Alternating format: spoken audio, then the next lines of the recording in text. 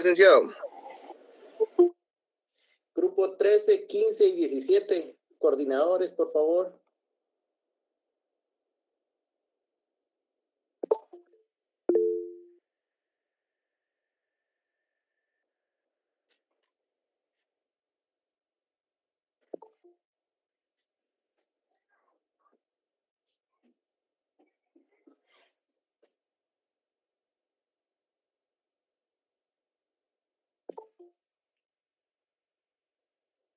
Grupos 13, 15 y 17. Coordinadores.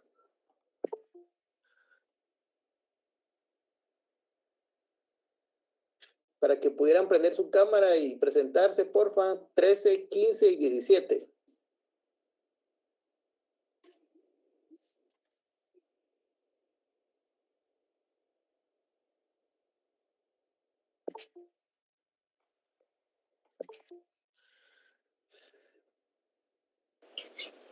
Buenas noches, licenciado. Buenas noches. ¿De qué grupo? Número 13. 13. No soy el coordinador, pero ahorita se está conectando él. Es Cristian. ¿Cuál es su nombre, perdone? Leonel Enrique Vélez Franco.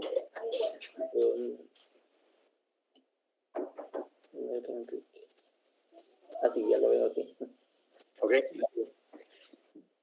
Ya se va a conectar todo el grupo. Si está en eso, está. Vaya, solo que no se me vaya, porfa, porque tiene que haber un representante del grupo. No, aquí estoy. Gracias. 15 y 17.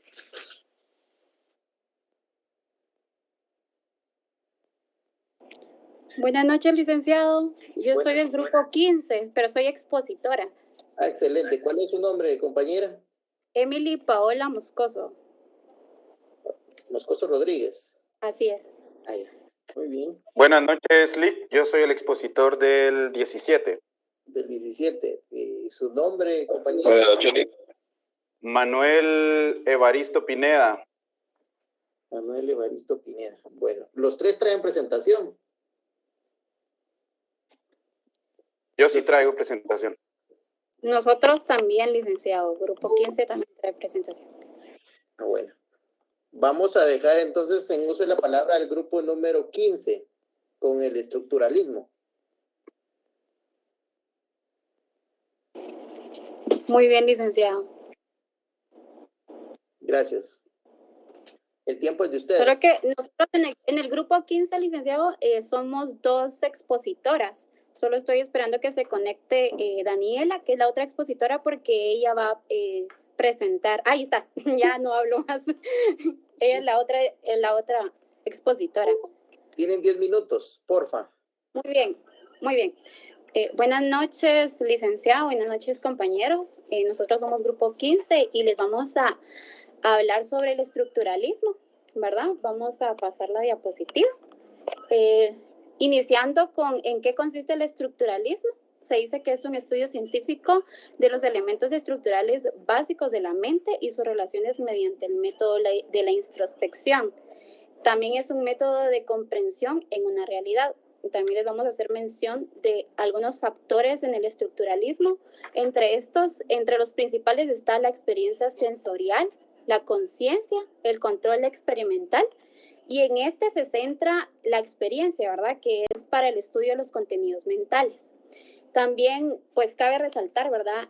Los antecedentes, que es muy importante conocer de dónde viene el estructuralismo, y este se desarrolló en Francia mediante el siglo XX. Y en esto se varían, en el estructuralismo, se varían las disciplinas de humanidades, tales como la lingüística, la crítica literaria, la psicología, entre otras. También hay un postulado, ¿verdad?, central en el estructuralismo, que dice que es el que el significado de las cosas opera, ¿verdad?, está determinado también por la estructura interna. Es decir, un conjunto de sistemas que operan en su interior y que pueden ser estudiados por separados. También vamos a mencionarles un poco de las características. Las características, ¿verdad? Vamos a hacerles mención solo sobre la definición. Y la definición principal en el estructuralismo se dice que es un movimiento filosófico que pretende comprender una estructura a través de las que se producen el significado de la cultura en una cultura, y en esto se basan en teorías y métodos científicos de diversas ciencias sociales, en lo que encontramos la antropología, la sociología y la psicología. Les vamos a hacer mención también sobre las características. Nosotros colocamos estas características que son muy esenciales en el estructuralismo, y la primera, que es más fácil de entender, es la existencia de una estructura más allá del individuo. Esta dice que el estructuralismo, el hombre inicia siendo un sujeto de historia y de cultura, pero pasa a ser un objeto. ¿Por qué? Porque los estructuralistas estudian al hombre más allá de ser un ser humano, ¿verdad? Sino que lo estudian a través de lo interior. O sea, quieren descubrir su interior, pero lo hacen por fuera. ¿Cómo lo hacen por fuera? Es decir, que no lo van a hacer de una manera como estudios de la conciencia, ¿verdad? Sino que lo hacen como cualquier estudio de un fenómeno natural. También encontramos en sus características la estructura que predomina sobre lo individual. En esta característica, los estudiosos rechazan todas las ideas de historicismo, humanismo, subjetivismo, que son un núcleo central, ¿verdad?, en las interpretaciones del existencialismo. También está la estructura que condiciona y forma al individuo. En esta característica, la investigación estructuralista tiende a hacer resaltar lo inconsciente y los condicionamientos en vez de la conciencia y la libertad humana. También está el reconocimiento de la propia estructura, que en esta se da un enfoque que imita los procedimientos de las ciencias físicas y tratan de elaborar estrategias investigativas capaces de dilucidar las relaciones sistemáticas y constantes en que existe y por qué existe el comportamiento humano. Y la última de las características es la estructura que obedece a normas y leyes propias. Y esta en el estructuralismo ha entrado de lleno en nuestro vocabulario, ¿verdad?, últimamente, porque la estructura ya no solo se basa en el más allá del individuo, ¿verdad? Ya no predomina sobre el individuo, sino que tiene que obedecer a las normas y sujetarse a leyes que muchas veces se inician por propias, ¿verdad? Se inician por uno, y también se ve la problemática social, así como se ha introducido en las ciencias sociales. Les voy a dejar con mi compañera Daniela, que ella les va a seguir explicando. María René. Buenas noches. Dos fueron los autores que fueron considerados centrales en la constitución del estructuralismo. Uno de ellos fue el lingüista suizo Ferdinand de Saussure y el otro, el antropólogo francés Claude Lévi-Strauss. En el punto de partida de la metodología estructuralista se establece en el curso de lingüística general, obra de Ferdinand de Saussure, la cual es una publicación póstuma fruto de sus años de enseñanza y que sentó la piedra fundacional para la lingüística estructural, que es como hoy en día conocemos a la primera lingüística. Es decir, los símbolos lingüísticos, la lengua y el habla. El lenguaje cobra sentido ya que aquellos que lo escriben y lo hablan entienden el significado que se le ha dado a cada uno de sus elementos. Es así que existe una creación artificial que sirve para que una comunidad determinada se comunique. Posteriormente, quien toma el estructuralismo, el área lingüística, y lo aplica a la ciencia social es Claude Lévi-Strauss, cuyas importaciones datan de mediados del siglo XX, a quien se le reconoce como el fundador de la antropología estructural, y él mismo afirmaba que conociendo la estructura mental de los individuos se podía extraer la estructura de la sociedad, ya que estas estructuras que poseían los individuos eran universales. También tenemos el método estructuralista. Esta es una teoría en donde se estudian diferentes datos o conceptos como una estructura o como un sistema en donde existen muchas interrelaciones. Este método está presente en las matemáticas, la lógica, la física y entre otras, y muchas más, ¿verdad? El empleo de los métodos estructurales en las ciencias reportó resultados positivos. Por ejemplo, en la lingüística se permitía resolver los problemas vinculados con la descripción del lenguaje, que no tiene ninguna escritura. También el desciframiento de escrituras desconocidas que se valían en los métodos de la reconstrucción interna de los sistemas de lenguaje. Las ideas del estructuralismo desempeñan cierto papel metodológico también en la unificación de las investigaciones interdisciplinarias de los fenómenos de la cultura y en el acercamiento entre las ciencias humanitarias y las naturales, conservándose su especificidad. Los ejemplos de este método podemos mencionar a la sociedad, la religión, los mitos y leyendas, el arte, las ciencias, entre otras. Hoy en día, el estructuralismo abrió paso a las investigaciones sociológicas, en las cuales el punto de reflexión es la vida social y la manera como todos los individuos aportan a su desarrollo. Esto provocó el auge de todas las ciencias y la historia adquirió un nuevo sentido. Y el hombre transformó de manera radical los antiguos conceptos que antes se conocían y donde cada cultura maneja sus propios conceptos y formas de comportarse en cuanto se le exigía étnicamente. Muchas gracias. Excelente, muy buena presentación. El grupo 13. Está por ahí el compañero que dijo que iba.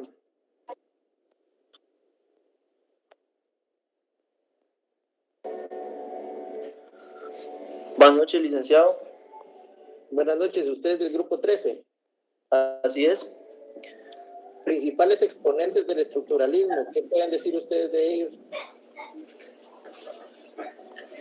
Acerca de los principales exponentes, tenemos a Ferdinand de Saussure, tenemos también a Levi Strauss, ¿verdad? Son los exponentes centrales, quienes coadyuvaron a su constitución, y también hubieron exponentes como Roland Barthes, Jacques Lacan, Michael Foucault, Louis Althusser, Svetlana Torodov, quienes fueron una herramienta principal para el desarrollo de las ciencias sociales. Excelente. ¿No los delimitaron por épocas los exponentes?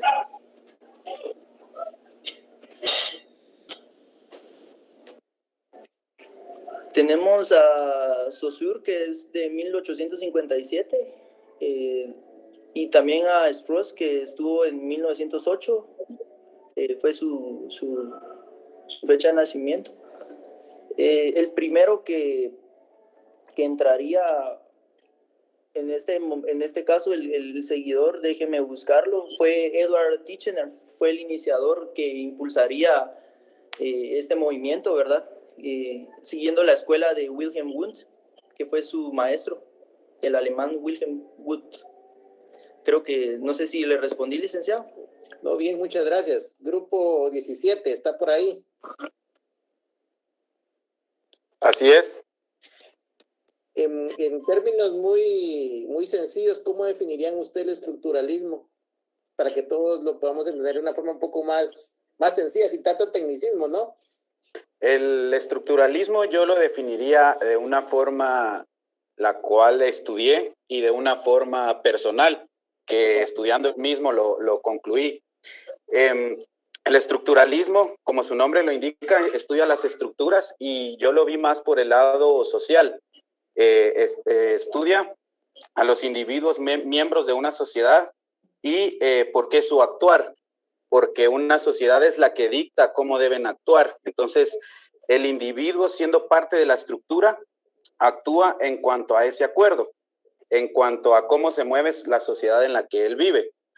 Por ejemplo, para nosotros es de mala educación tomar la sopa haciendo este sonido, pero para los asiáticos es todo lo contrario. Entonces, va a dictar el comportamiento de la persona según la sociedad en la que vive. Y la otra parte que yo le decía, que es la personal, que es por la que yo me puse esta gorra para exponer el día de hoy, es porque creo que muchos al verme con esta gorra pudieron haber pensado que no es la vestimenta correcta para poder exponer. Pero entonces es donde yo me puse a pensar que el estructuralismo también puede cambiar generacionalmente, pues porque al final de cuentas, esté como esté yo vestido, ustedes están recibiendo el mensaje a través del lenguaje y las palabras que yo utilizo, porque hablan el mismo lenguaje o lo conocen.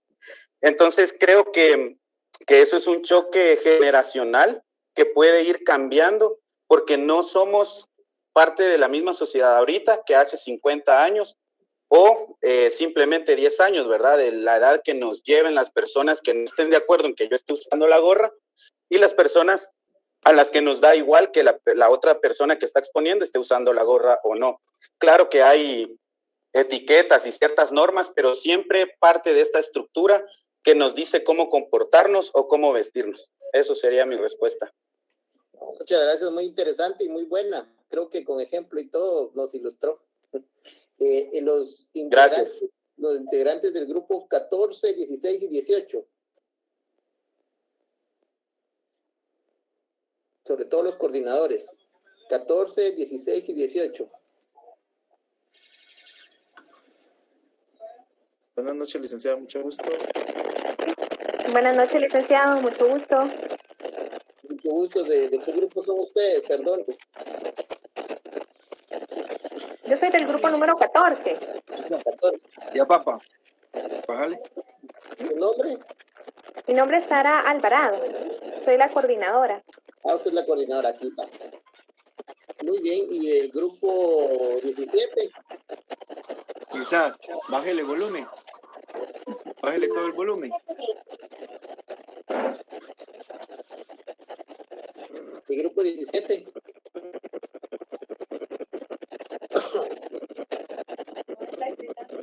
Para hablar.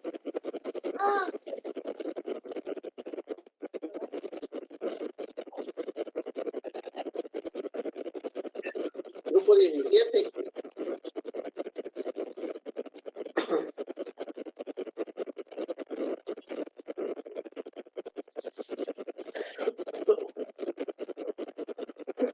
No hay nadie del grupo 17, ¿verdad? Acá estoy yo que soy el expositor, pero mi compañero, no sé por qué no habla ahorita el coordinador, pero aquí estamos. Ah, bueno, sí. ¿Cuál es su nombre? Mi nombre es Manuel Pineda. Manuel Evaristo. Así es. Muy bien, muchas gracias. Y el grupo 18. Del grupo 18 soy yo, licenciado, mucho gusto, José Raúl Aguilar Conrado, el coordinador. Ahí más fácil, así lo tengo identificado. Bueno. Realismo jurídico. El grupo 16, ¿podría presentarlo, por favor?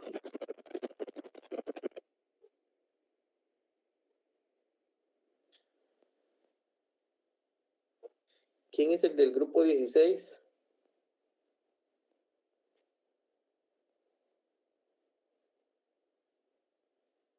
No hay nadie del grupo 16, ¿verdad?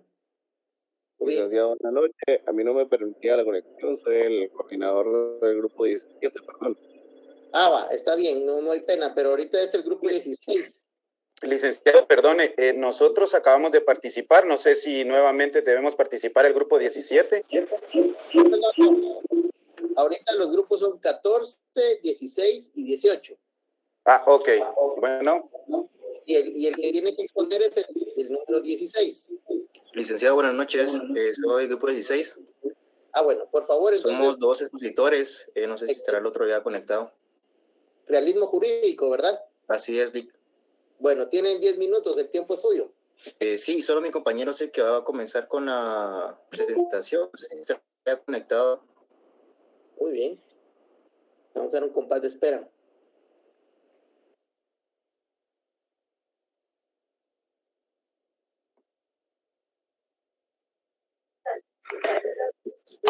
Buenas noches, disculpe, tenía unos problemas con el micrófono, no sé si me escucha. Fuerte y claro. Excelente, Lick. Bueno, Eric, buenas noches, primero que nada, a usted y a los compañeros que están presentes en la reunión. Nuestro tema a desarrollar, pues, es el realismo jurídico. Nosotros somos el grupo número 16. Mi nombre es José Alfredo Martín y vamos a dar inicio, ¿verdad? Acerca de lo que es este tema, que pues usted, digamos que lo mencionó brevemente en clases anteriores, que son unas corrientes filosóficas, que es lo que es el tema que estamos estudiando actualmente, ¿verdad? Entonces, entrando en materia, lo que son los antecedentes, vamos a hablar primero que nada, ¿verdad? Que son bastante importantes. Podemos citar en este caso, digamos que una época que sería la época clásica, en donde los sofistas griegos, entre ellos destaca un personaje llamado Trasímaco, que para él el derecho es la voluntad más fuerte, ¿verdad? Eso es lo que él exponía respecto a esta corriente de pensamiento. Entonces, continuando con el tema, los caracteres del realismo jurídico, ¿verdad? Solo una interrupción, perdone, oye, tal vez pudiera prender su cámara, por favor, para poder... Fíjese que tengo problema con mi cámara, no sé si usted tiene algún problema con eso, disculpe. Yo no, pero para efectos de grabación sí. Entonces, ¿quién otro iba a exponer con usted? Porque si iban a exponer, sí tenían que verificar que eso lo tuvieran bien. No es que lo tengamos que improvisar ahorita, ¿verdad? Sí, entiendo, Lick. ¿Me permite un momento, por favor? Sí, por favor. Gracias.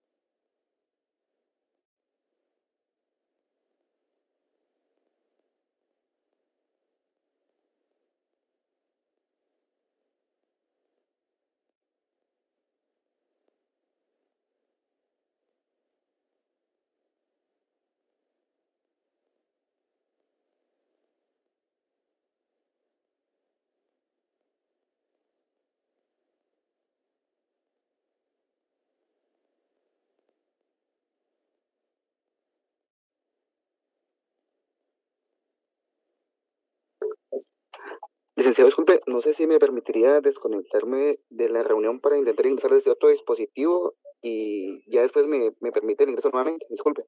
Sí, con gusto. Gracias, Lick.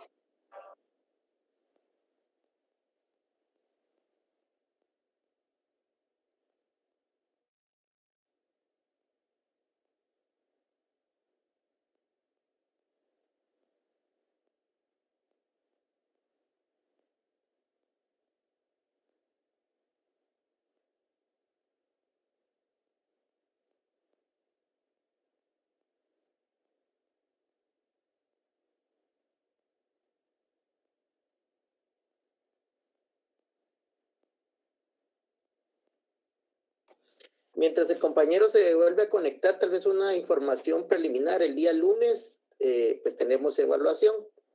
La evaluación, el día de hoy les mandé el link del Classroom con la dirección oficial para que ustedes se puedan adherir al mismo y que ya el lunes puedan ingresar y realizar el examen. Las recomendaciones, uno, es que estén en un lugar donde haya internet estable, porque solo se va a poder un intento. Y dos, pues el examen realmente no viene muy largo, son 20 preguntas, de las cuales yo les recomiendo que las analicen bien antes de contestarlas, no solo a la primera, porque si ustedes se han dado cuenta, pues estos temas que hemos ido estudiando a lo largo de estas clases que cerramos el periodo precisamente en estos días, pues son complicados, ¿no? Y una palabra hace que el significado varíe. Entonces considero yo que que tienen que estar alertas a eso, por un lado. Por otro lado, quería comentarles y preguntarles sobre todo, toda la semana tienen examen ustedes, ¿verdad? Según lo pude ver. Y pues como naturalmente... Así es, toda la semana. Naturalmente, pues mi periodo es a segunda hora, tanto el martes como el viernes, pues yo considero que como que no vamos a estar del todo concentrados en la clase mientras ustedes preocupados por las evaluaciones.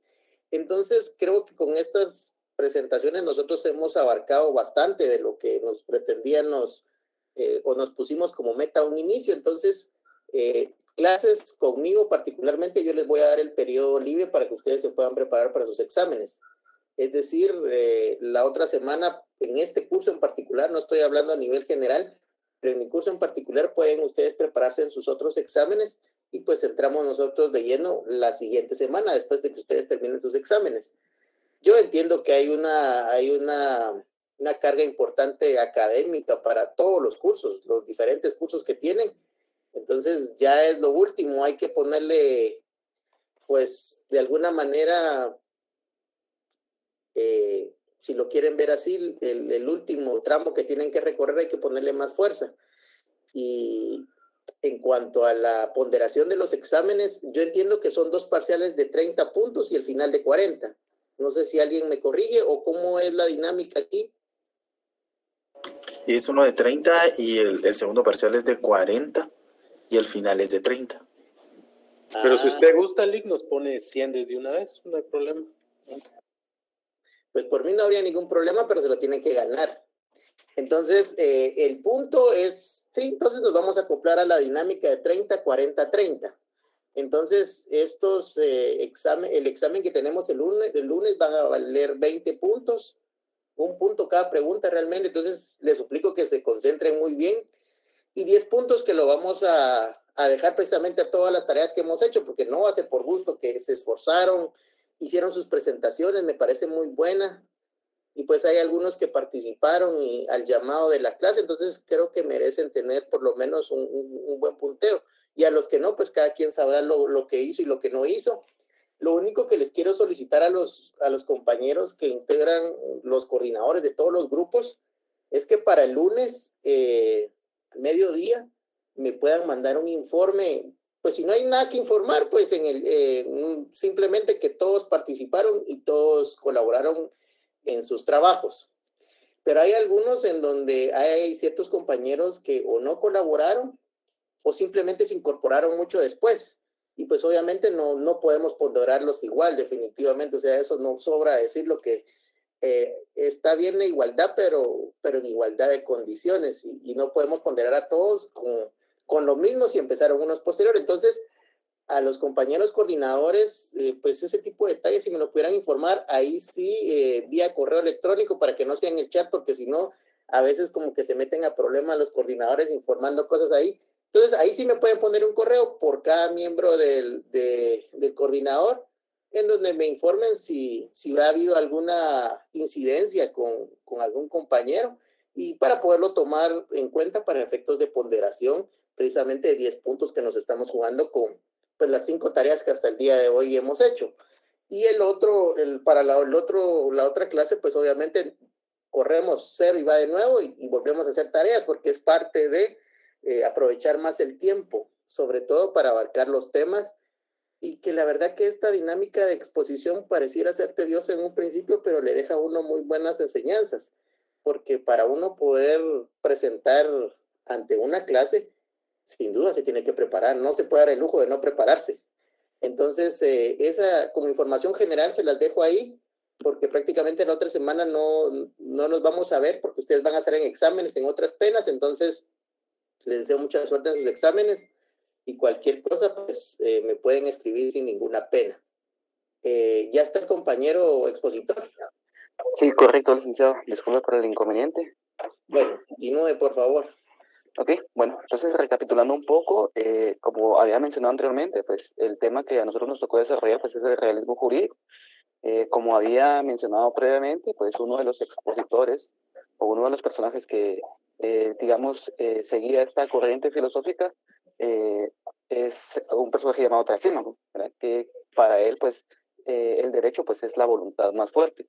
Y en lo que me había quedado, pues, los caracteres del realismo jurídico, ¿verdad? Para los realistas jurídicos, el derecho no está formado, ¿verdad? Acerca de lo que debería ser, ¿verdad? Lo que normalmente sucede en la mayoría de legislaciones, ¿verdad? Que se conforman por ciertos comportamientos de hacer o no hacer, ¿verdad? Y pues, digamos, en letra muerta dicen muchas cosas, ¿verdad? Que está prohibido hacer esto, está prohibido hacer aquello, y que solo se puede actuar de cierta manera.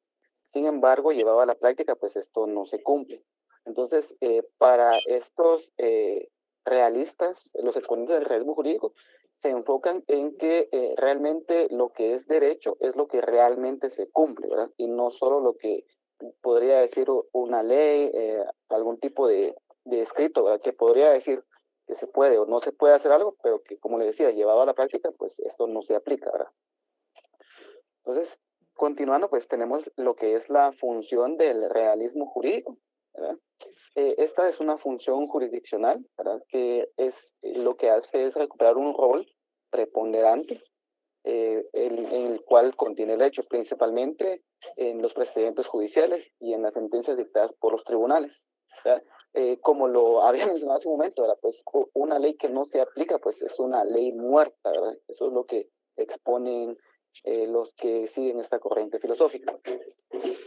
Y pues aunado a estos exponentes, ¿verdad? Del realismo jurídico, también tenemos las escuelas del realismo jurídico, ¿verdad?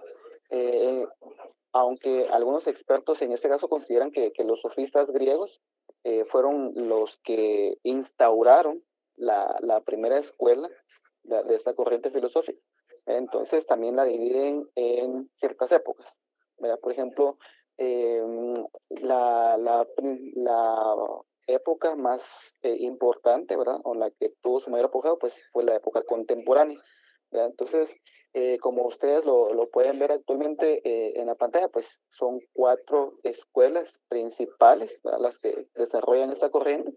La primera, pues, es la escuela de realismo estadounidense. La segunda, la escuela del realismo genovés. Esto es una corriente italiana. La escuela escandinava, ¿verdad? Que siempre está, digamos, es una corriente que proviene de Europa. Y el realismo de la interpretación jurídica del francés Michel Troper, ¿verdad? Que es uno de los exponentes también más importantes de esta época contemporánea. En este caso, pues las 4 escuelas destacan, especialmente la escuela de Estados Unidos, ¿verdad? Y esta escandinava, por las aportaciones que hicieron en cuanto a las teorías que apoyan o desarrollan el realismo jurídico, ¿verdad? Que, como volvemos a recalcar, se refiere principalmente a que el derecho es lo que realmente se lleva a cabo, no solo lo que está en un escrito y que al final de cuentas pues no se aplica. En este caso, pues, como esta corriente filosófica tuvo un origen, pues obviamente se ha ido desarrollando, y en este caso, pues, estaríamos hablando de la posteridad del realismo jurídico, ¿verdad? Que aunque al principio, pues, tuvo un auge bastante importante, luego su fuerza, o en este caso las teorías que formularon, pues, fueron en decadencia o fueron declinando, ¿verdad? La fuerza que habían tomado en un principio, ¿verdad? Luego de la Segunda Guerra Mundial. Y pues la influencia que se había alcanzado, ¿verdad? Pues tuvo una baja y obviamente tuvieron auge otras escuelas, otras teorías, otras corrientes, ¿verdad? Que pues hablan de que el derecho lo interpretan de una manera distinta a lo que habla el realismo jurídico. Eso sería mi aporte, licenciado. Muchas gracias. Buenas noches, licenciado y compañeros. Mi nombre es Eric Fernando Pérez. Voy a seguir con el tema. Seguimos con el tema de qué sostiene el realismo jurídico. Sobre la interpretación jurídica, los realistas sostienen que el significado de un texto no está predeterminado, sino que es el resultado de la interpretación jurídica que surge a partir de la voluntad y no del lenguaje. Entonces, el verdadero poder constituyente está en el intérprete. Este es un buen ejemplo como para que podamos tomar como cuando la norma dice algo literalmente y la interpretación al final la da el sujeto que la está leyendo. Entonces eso se da bastante en nuestros casos, ¿no? En nuestra rama, en muchos aspectos. Y en la siguiente diapositiva tenemos la importancia del realismo jurídico, que radica en el derecho aplicado, el caso concreto y el juego de normas, valores, intereses, consideraciones personales y sociales que intervienen en la concreción jurídica, cuya expresión suprema es la sentencia jurídica. La siguiente es el realismo jurídico, se desarrolla especialmente en el siglo XX a raíz de la vuelta contra el formalismo conceptual que había caracterizado a la ciencia jurídica del siglo anterior. En otra acepción, se denomina realismo jurídico clásico a la doctrina del justnaturalismo clásico. La siguiente es, vamos a hablar sobre las características y fundamentos del realismo jurídico. Según el realismo jurídico, la ley debe ajustarse a la realidad social. El realismo jurídico también está muy cercano al sociologismo jurídico, porque consideraba que la eficacia debía ser el objetivo principal de la aplicación de las leyes. Esto lo distinguía de corrientes como el positivismo jurídico enfocado a la mera validez de las leyes, o el justnaturalismo que mantenía la supremacía de las ideas de justicia frente al propio derecho escrito. Aquí podemos darnos cuenta que así como el realismo jurídico, el justnaturalismo y el positivismo jurídico, todos se complementan para al final pues ser una rama del derecho y complementarlo y formar bases para lo que ahora es el derecho en sí. Por último, vamos a ver las leyes basadas en el comportamiento social. Los partidarios del realismo jurídico solo aceptaban el derecho si éste es adaptado a la realidad de la sociedad. Para ellos las leyes no debían obligar a un comportamiento ideal, sino que debían corresponderse al observado por la población en un momento determinado. Esto es igual como pasa ahora, y es como una base de hecho que es la costumbre, que depende en la etapa que se dé. Muchas leyes se tienen que adaptar a lo que está bien visto o mal visto en la sociedad en ese momento. Y por último, los autores de esta corriente mantenían que los hechos debían ser el centro del derecho en lugar de las leyes. Lo importante de esta forma era que los conjuntos normativos fueran acorde a los comportamientos sociales y tuvieran en cuenta los valores e intereses de los ciudadanos. Esto es todo, licenciado y compañeros, y muchas gracias por su atención. Excelente. Por cuestiones de tiempo vamos a ir con el siguiente grupo, la escuela semiótica, el grupo 20. ¿Está por ahí el grupo 20? Sí, aquí estamos, Vic. Por favor, el tiempo es suyo.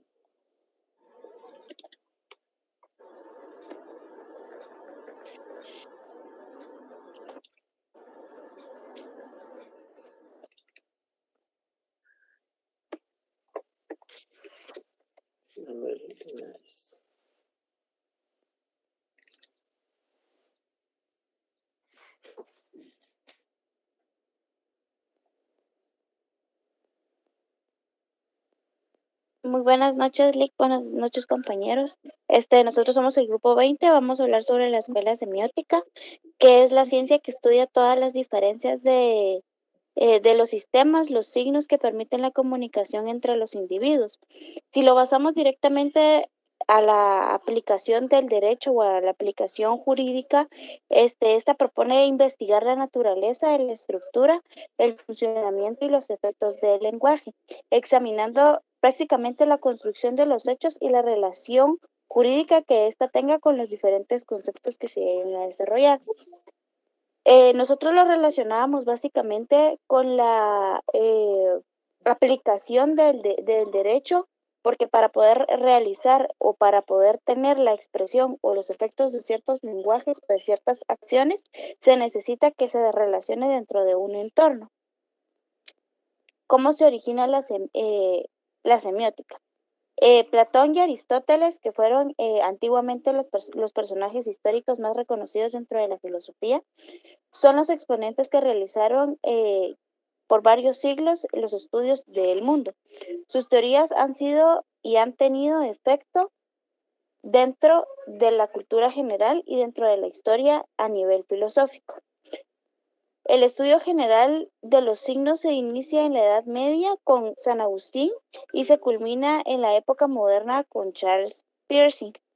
En la actualidad fue Humberto Eco, mediante el estudio de la semiótica y la filosofía del lenguaje, argumentando que la teoría semiótica está implicada en el trabajo de la mayoría, quizás todos los pensadores que lo complementan.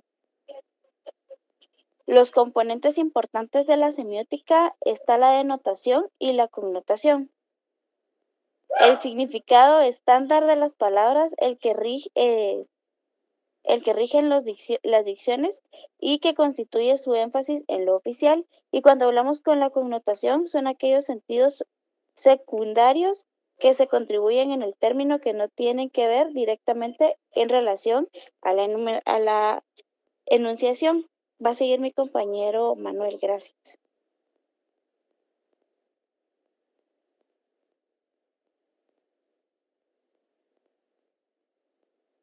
Manuel, solo conecta tu micrófono, por favor. Gracias. Siguiendo con el tema de la semiótica o semiología, esta es una escuela que básicamente se va a basar o va a trabajar sus estudios en los signos, en cómo se manejan especialmente en la comunicación. Y recordemos que la comunicación no solamente es una comunicación verbal, sino también puede ser corporal, especialmente en el trabajo o en el quehacer del abogado. También se va a basar en el trabajo de los legisladores, la forma en la que ellos emiten un signo, la plasman en una ley y la forma en la que uno, como estudiante de derecho, profesional de derecho, pues la va a interpretar. Esto es la semiótica o la filosofía de la semiología en la filosofía del derecho, pues va a ser básicamente eso, que nosotros podamos interpretar correctamente la legislación y podamos construir también nuestros argumentos.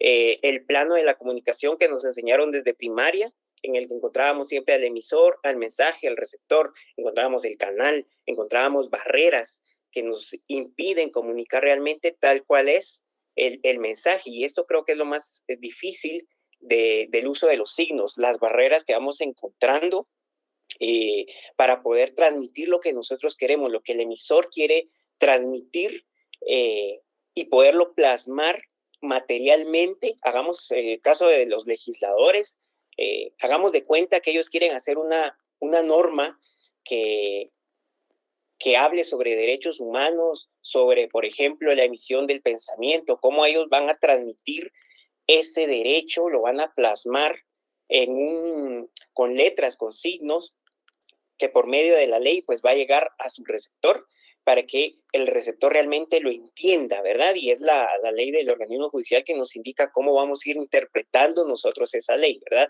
O sea que el legislador hace su norma, pero también nos dice mediante la LOG, por ejemplo, cómo vamos a interpretar. Hay veces que el legislador pues hace su norma y en esa misma norma nos indica cómo se va a interpretar ese cuerpo legal.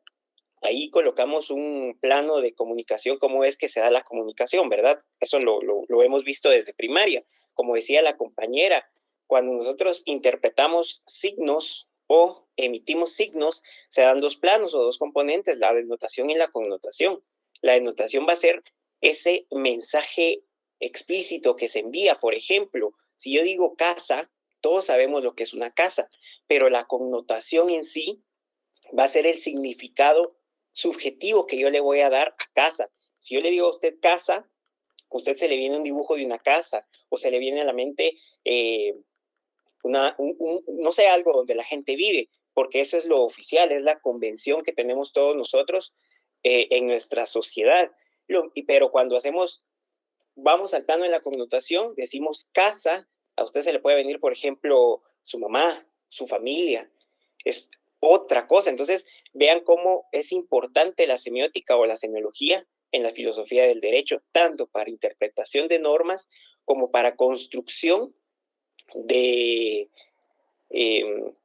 todas estas formas en las que el profesional del derecho se va a comunicar, especialmente en juicios, por ejemplo, en memoriales, etc. La función que propone la escuela semiótica en el derecho es la construcción de enunciados o interpretación de estos mismos. Entonces, esa es la función que nos propone la escuela semiótica. Vamos a tener enunciados que vamos a construir o que vamos a interpretar, y van a ser enunciados, pueden ser aseverativos, performativos o descriptivos. Los aseverativos, por ejemplo, son los que afirman algo, los que demuestran algo. Los performativos son los que producen efecto en el mundo, y los prescriptivos son los que indican al receptor qué es lo que se debe hacer. La función específica de esta construcción o interpretación de enunciado es que tienen que cumplir, como puede ser afirmar o negar algo, indicar una conducta, a efectuar o puntualizar, como describir o a la vez prescribir algo. Acá le coloco un ejemplo yo para que veamos cómo funciona la semiótica o la semiología en la filosofía del derecho. Pues como les dije, la base de la semiología es el signo que se va a comunicar.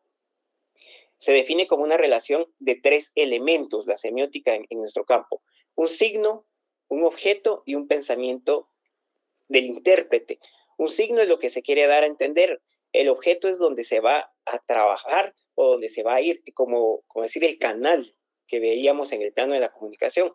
Y el pensamiento del interpretante es el que nosotros queremos lograr, nuestro objetivo, que nos entienda. Y nos va a entender por medio de lo que habíamos hablado sobre los enunciados aseverativos, performativos o prescriptivos.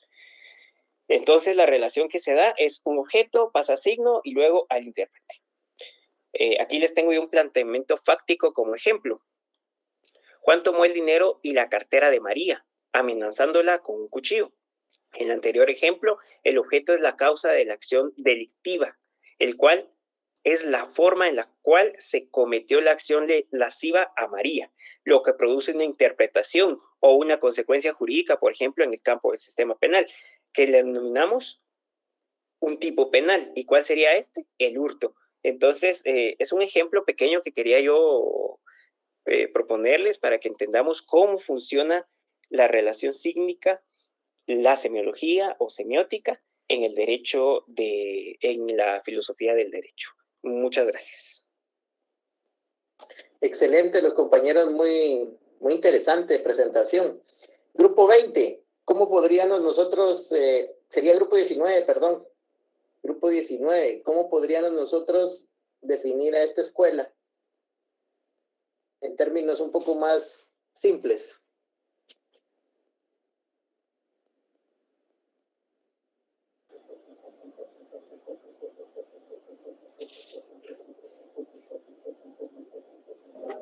Buenas noches, licenciado. Le habla Lilian Orrego.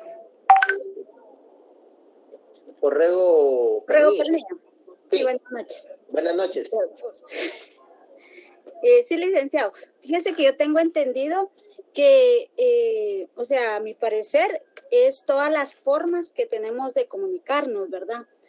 Tanto como, o sea, a través de signos, porque yo leía que también se podía comunicar a través de expresiones, ¿verdad? También como cuando uno ve, ¿cómo le explico? Así como el lenguaje de signos, de señas, ¿verdad? Esa es una forma de expresarse, y jurídicamente, ¿verdad? Yo tengo entendido que también nosotros como abogados, lo que las personas nos dicen, nosotros las podemos plasmar y escribirlas con otro tipo de lenguaje, ¿verdad? Porque ellos nos expresan y nos dicen cómo están las situaciones, y ya nosotros las plasmamos en un documento, ¿verdad? Y por medio, ese es verbalmente hablando, ¿verdad? Y si se dice por medio de signos, ¿verdad? O también podemos decir de cómo nos sentimos, o sea, nosotros podemos ver a otra persona cómo se siente cuando está triste, cuando está alegre, ¿verdad? Entonces yo así lo entendí, ¿verdad? De ese modo. Incluso hice unos dibujitos, ¿verdad? Que usted ve esto y usted dice ya son precios, ¿verdad? Está en el supermercado, el código de barras. Usted sabe que esto es de correo electrónico, ¿verdad? Es arroba. Entonces así van variando, al igual que las señales de tránsito, ¿verdad? Eso es lo que tengo entendido, así lo entiendo yo a mi a mi punto de vista, ¿verdad? Buenas noches, licenciado. Le saluda Diego López, también del grupo 19. Tal vez para ser un poco más técnicos, nosotros entendimos que la semiótica jurídica investiga como tal la estructura, el funcionamiento y los efectos del lenguaje legal, como lo decía el compañero en su presentación. Por ejemplo, examinando los tipos, las leyes, las constituciones, los hechos, las relaciones jurídicas y los conceptos estructurales en sí que se basan para la ciencia del derecho. Diego López, es usted, ¿verdad? Sí. Interesante, interesante compañero, me parece. Y en cuanto a los exponentes de esta escuela, ¿quiénes tienen en mente ahí? ¿Cómo los clasificaron ustedes? Nosotros tomamos como referencia al padre de la semiótica, que es Charles Peirce. La semiótica peirceana proporciona una teoría general completa del significado y la representación de los signos. Para Peirce, todo lo que existe es un signo, en cuanto que tiene la capacidad de ser representado, de mediar y de llevar ante la mente una idea. Y en ese sentido, la semiótica es el estudio universal de los fenómenos y que no se limita a un mero estudio y clasificación de signos. Excelente, bueno, les agradezco ahí a todos los grupos del 1 al 20. Muchas gracias por el esfuerzo a todos. Creo que la dinámica estuvo muy interesante y muy buena. Sobre todo porque se obligaron ustedes mismos a investigar un poquito más y a nutrirse del tema como tal, y eso es muy importante. Son conocimientos que ya no se les va a olvidar definitivamente y me van a recordar cuando estén en el área de posgrados, recordando las famosas corrientes del pensamiento filosófico. Sin más, me quedo pendiente si tienen alguna duda de las instrucciones que les puede dar ahí en el intermedio. Si no hay ninguna duda, pues yo creo que lo dejaríamos hasta aquí. Yo tomé nota de todas las exposiciones. A los grupos les solicito que por favor las presentaciones me las manden al chat de coordinadores para ir tomando nota. Y nuevamente para recordarles a los compañeros coordinadores que para el lunes al mediodía me manden una especie de informe donde digan pues que todos trabajaron y que todo está bien. Eso es para que después en un futuro no vayan a decir, es que licenciado, fíjese que A, B, C, D, ellos no trabajaron y los demás sí, no. Por eso es de que lo vamos a documentar. Por ahí hay una compañera de un grupo, creo que fue el 19, si no estoy mal, le pedí, pues yo algo sencillo, pero sin embargo no cabe duda que futura abogada, muy interesante el documento, lo denominó como finiquito académico, muy interesante, ahí se los dejo a cada uno acorde a cómo lo quiera realizar, pero me pareció muy bueno el documento, sobre todo a este nivel que están manejando ustedes. Pude ver muy buenos oradores en las exposiciones. Sin duda van a ser muy exitosos en su ejercicio profesional. Hay unos que los pude ver también que creo que se necesitan esforzar un poquito más, y cuando uno se esfuerza un poquito más es increíble los resultados que puede obtener. Cada quien podrá sacar sus propias conclusiones de cómo le fue. Las tareas, pues, solo hay un grupo que me llamó la atención, que fue un compañero que lo mandó después de la hora. Y la justificación fue que se le olvidó, pero yo creo que esa sí no podría ser una justificación para un curso de esta naturaleza y a estas alturas. Entonces yo creo que a ellos muy puntual ese trabajo sí no podría yo tomárselos en cuenta, porque a lo mejor sí cambian de justificación, pero una justificación decir que se me olvidó y por eso no lo mandé a esa hora, yo pienso que eso no podría tomarse como valedero. Lo que sí por esta ocasión pudiera hacer es de que si me presentan otro tipo de justificación lo pudiera reconsiderar para tomar en cuenta ese trabajo, que las instrucciones fueron claras y cuando hay claridad no se puede alegar ambigüedad para no el cumplimiento de la misma, ¿no? Entonces creo que si pudieran modificar su excusa, a lo mejor podría tomar en cuenta ese trabajo. De lo contrario, el hecho que se me haya olvidado no es justificación para no haber enviado un trabajo de esta naturaleza. ¿Alguna duda, comentario? Si no, que tengan todos buenas noches. Yo les deseo muy buenos augurios en sus exámenes de la siguiente semana, muchos éxitos. Concéntrense puntualmente en mi examen, lean bien la pregunta. El examen va a estar colgado de 8:30. Después ya no se va a poder, entonces ustedes sean puntuales, y también el examen va a tener un límite de tiempo. No va a ser como que ahí lo voy a resolver en 4 o 5 horas, no. Entonces, por favor, repasen, porque cuando uno repasa ya es más fácil, pero cuando no, sí es un poco complicado. Que tengan buenas noches y cualquier duda me quedo ahí a la orden en el chat de coordinadores, me pueden trasladar la información y con gusto. Licenciado, muy buenas noches. Sí. Con respecto al tema de examinar, ¿es todo lo que hemos visto en clase, licenciado? Hasta el día de hoy. Ok, gracias. Póngale énfasis a las presentaciones y a los expositores de todas las escuelas de pensamiento que vimos. Si usted se dio cuenta, en eso hice énfasis, porque sí tenemos que saber quiénes son los exponentes.